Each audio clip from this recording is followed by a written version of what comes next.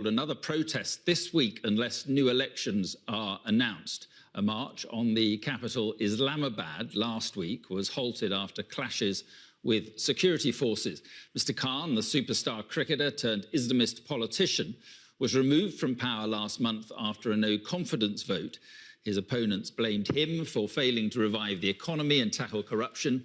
He says he was a victim of a US-backed plot to remove him. And Imran Khan joins us live now from Peshawar. And thank you very much for being with us. And just first of all, the march you're threatening now if no new elections are announced. What do you hope to achieve?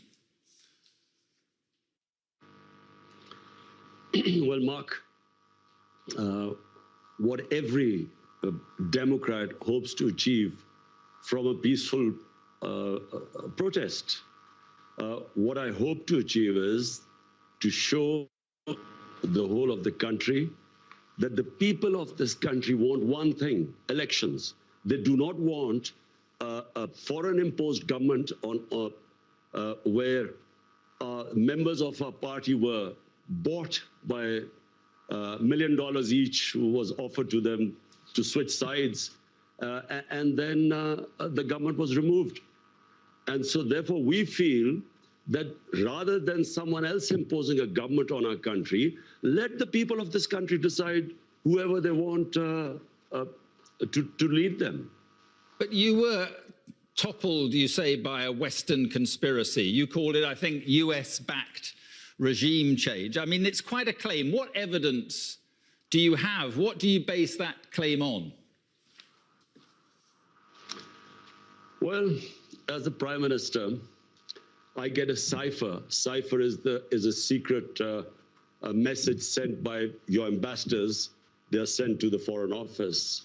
It's like in WikiLeaks. You know, WikiLeaks was when they broke the code, so the secret messages were relayed to the public. So I get a cipher from my ambassador in the US, and it's an official meeting he has with this American undersecretary or whatever, Donald Lu. And me as the Prime Minister, I'm reading this cipher, and it says that unless you remove your Prime Minister through this vote of no confidence, which hadn't been tabled as yet, there will be consequences for Pakistan. And if you remove him, all will be forgiven. Now, this is what me as a Prime Minister reading this cipher. And I'm the chief executive. Who was he asking to have me removed?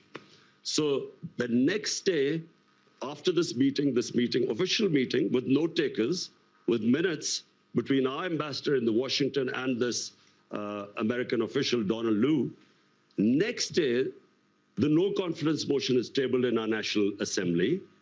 And then members of our party, which I told you were offered these huge sums to switch sides, they start leaving our party. Our allies leave our party. And just to remind you that at this time, in the last 2 years, Pakistan's growth rate was 5.6% last year. This time was 6%. It is one of the highest growth rates in Pakistan's history. Right. Our industry was booming, exports record, remittances record, tax collection record. We cope with the coronavirus. We are considered one of the 5 top countries which saved the people and our economy and our poor people from the virus. So there was no reason for the government suddenly to be removed, because since we've been removed, by the way, the economy has gone in a tailspin. Right. So the point, Mark, let me just ask you about that. So let me just ask you about that, because the US completely deny this, and you say that the US wanted you out because of your foreign policy, which was increasingly anti-Western and clearly favouring China and Russia. Do you regret the ties with Russia, specifically given what's happened in Ukraine? Mark, in that cipher, Donald Lu is asking our ambassador that the Prime Minister, Imran Khan, was solely responsible for his decision to tour Russia. Now, the ambassador kept trying to explain to him that this was a tour which was planned long way back, long way before Ukraine. Secondly, all stakeholders, the Foreign Office, the military establishment, we were all on one page because the military wanted hardware. We wanted to buy gas from, because we got depleting gas reserves. We wanted to, and this was 6 years ago, this contract was being negotiated. And we wanted to buy Imran, wheat from Russia. So the problem, but let me just get coming. The problem is that on the very day that Putin invaded Ukraine, you shook hands with him in the Kremlin. That suggests, if you know, at least that you endorse what he's doing in Ukraine. Mark, how the hell was I supposed to know that the day I landed in Moscow, Putin was going to go into Ukraine? But remember, you didn't need to go ahead with the meeting. Even then, from Moscow. So hold on, Mark. My statement as Moscow was, I have never believed in military solutions. So never did I endorse that. Ours was a totally bilateral meeting, and it was planned long before. So point I'm trying to make is that we didn't realize that when I would reach there, that Putin would go into Ukraine. How was I supposed to know? And how could you be punished for that? But do you accept? This is the big thing. How could you have? But do you accept that what Russia is doing is an illegal act of aggression? Do you condemn what Russia is doing? Mark, I am against all military operations. I was against Iraq war. I was against US going into Afghanistan consistently. I'm against military solutions in Ukraine to solve problems. But point I'm trying to make is that to hold me responsible, and in this cipher, it was only me being held responsible, while our ambassador was telling us that this was a long before the tour was planned. The purpose of going there were bilateral things. But we had nothing to do with. But even so, the problem is that the ties you have with Russia and China suggests that you went ahead with that meeting, that human rights are secondary to trade for you. Russia is waging a war on its neighbor, killing civilians. China has a terrible record on human rights, repressing the Uyghurs and other minorities. Mark, I was elected by 220 million people of Pakistan to serve them. My number one priority is there are 50 million Pakistanis below the poverty line. I was not elected for them to correct all the wrongs that are going on in the world. My responsibility was my country. And so all my relationships, whether it was with China, with the United States, with Russia, were for the benefit of our own people. Listen, in Kashmir, which is a dispute between Pakistan and India, India has violated all United Nations resolutions on Kashmir.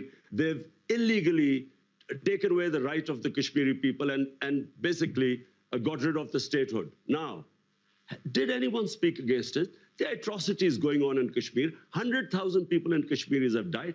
Has anyone condemned India for that? No, because India is an ally. Allow us to be neutral too so that we can look after our own people. What about Afghanistan? Are you pleased to see the Taliban back in control in Afghanistan? Were you pleased to see the West defeated?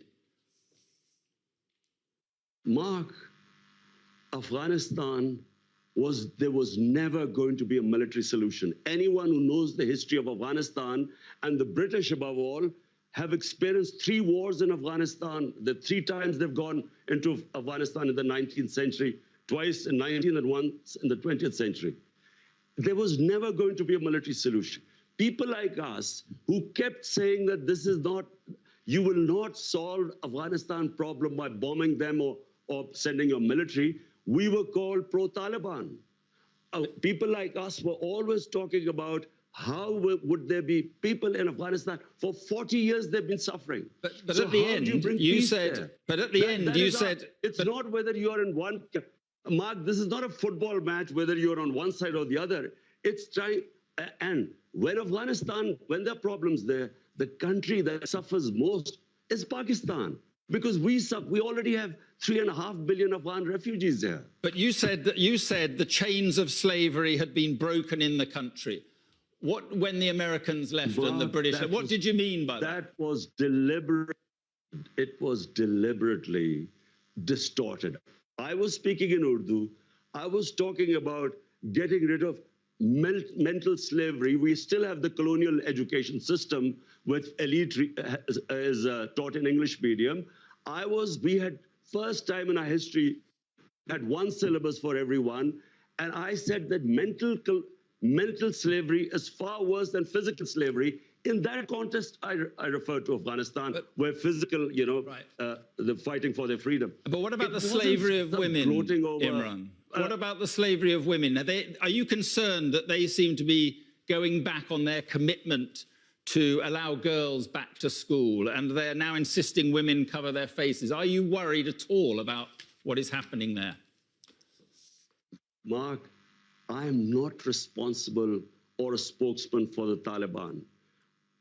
If there was any other solution, after 20 years of war, well, there should have been. You should have found some solution. But the fact is... But Pakistan has supported the Taliban. How? Who says this? Well, harbouring Taliban fighters inside Pakistan. Do you know something, Mark? There is so much propaganda and ignorance about this whole Pakistan-Afghanistan situation. Pakistan lost 80,000 people. No country which supported the US in the war on terror gives as many sacrifices as we did.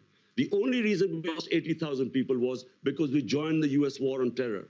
Because the US was trying to find a military solution in Afghanistan where none existed, we were blamed. A country that gives sacrifices, we were blamed for the lack of success in Afghanistan. What is happening in Afghanistan has nothing to do with us. The fact is that a war in Afghanistan meant 5 million refugees at the beginning in the 80s. We have 3.5 million refugees. We had what were the Pakistan Taliban who were fighting against our state. We still have terrorism as a result of participating in the US war. For Pakistan to be blamed, there are 3.5 million refugees. Mark, how do you stop? How do we know who would go across and be with the Taliban? How? Right. So Pakistan fenced, first time we fenced our border. There was open border before. So now 3.5 years, we have fenced the border. But please do not blame Pakistan. Pakistan is the collateral damage of Afghanistan. Okay. Just finally, on the elections you want, do you think that people power, you're talking about 2 million people, do you honestly think that people power can take you back to power? I'm not going to... I'm not showing the 2 million people coming out in Islamabad so I would get back into power. All we are saying is that there are two problems. One is that this is an imposed government through a regime change by Washington. Number two, they're criminals. 60% of the cabinet is on bail. The prime minister and the chief minister were about to be sentenced when they were made the chief minister and prime minister. It's an insult to this country. All we are doing is peaceful protest. Okay. We feel, let the people of Pakistan decide who they want to elect. Let's not have an imposed government from outside. Okay. Well, as I say, the Americans deny that. But listen, Imran Khan, thank you very much for being with us this evening. Thank you. Thank you, Mark. Thank you.